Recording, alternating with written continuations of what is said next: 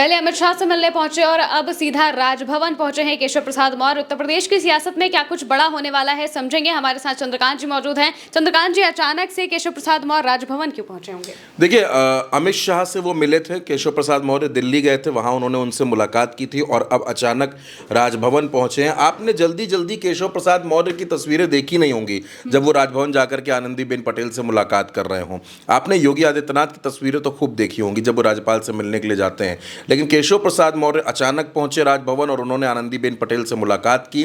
इस मुलाकात की तस्वीरें जैसे ही सोशल मीडिया पर आई, तमाम पत्रकार, तमाम जो राजनीतिक विश्लेषक थे, उनके बीच में ये चर्चा शुरू हो गई कि आखिर केशव प्रसाद मौर्य क्यों पहुंचे हैं। जबकि इससे कुछ दिन पहले वो अमित शाह से मिलने पहुंचे थे, दिल्ली गए थे, अमित शाह से मिले थे।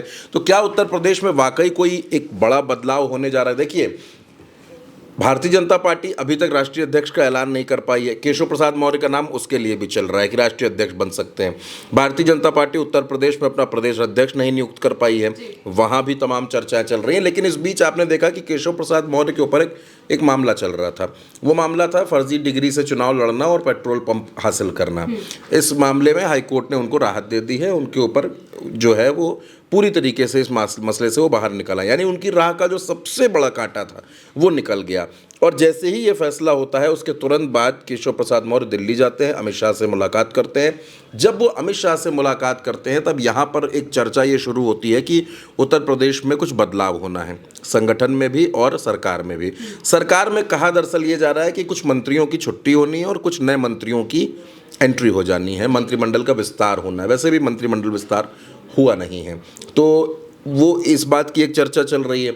एक मंत्रिमंडल विस्तार हुआ था जिसमें सहयोगियों को एडजस्ट किया गया था, ओम प्रकाश राजभर और दारा सिंह चौहान वगैरह। देखिए, केशव प्रसाद मौर्य का दिल्ली जाना, केशव प्रसाद मौर्य का राज्यपाल से मिलना, ये संकेत देता है। असल में है क्या कि आप उत्तर प्रदेश की राजनीति को समझिए तो 2024 का जब लोकसभा चुनाव हुआ तो जो दलित वोटर्स थे, ओबीसी वोटर्स थे, वो भारतीय जनता पार्टी से कुछ नाराज थे। उनके कुछ कम वोट भारतीय जनता पार्टी को और उसके सहयोगियों को मिले। नतीजा ये हुआ कि भारतीय जनता पार्टी उत्तर प्रदेश में 33 सीटों पर सिमट गई। 33 सीटों पर सिमटी और अगर उसके आप सहयोगियों की सीटें देखें तो 3 सीटें और मिली, यानी कि टोटल 36 सीटों पर पूरा का पूरा एनडीए उत्तर प्रदेश में सिमट गया। अब इसके उलट आप इंडिया गठबंधन को देखिए तो इंडिया गठबंधन 43 सीटें जीतने में कामयाब रहा। अकेले अखिलेश यादव समाजवादी पार्टी 37 सीटें जीती है। तो भारतीय जनता पार्टी के दिल में एक वो दर्द भी है और डर भी है। डर इस बात का है कि कहीं उत्तर प्रदेश के लोकसभा चुनाव के नतीजों की तरह उत्तर प्रदेश में विधानसभा चुनाव के नतीजे ना हो जाएं। तो उसके लिए क्या करना पड़ेगा? उसके लिए ओबीसी वोट्स पर, दलित वोट्स पर फोकस करना पड़ेगा। और जाहिर सी बात है, केशव प्रसाद मौर्य ओबीसी नेता है। मैं आपको तस्वीरें भी दिखा रहा हूँ जब वो आनंदीबेन पटेल से मिलने के लिए पहुंचे, वो तस्वीर भी दिखा रहा हूँ जब वो अमित शाह से मिलने के लिए पहुंचे।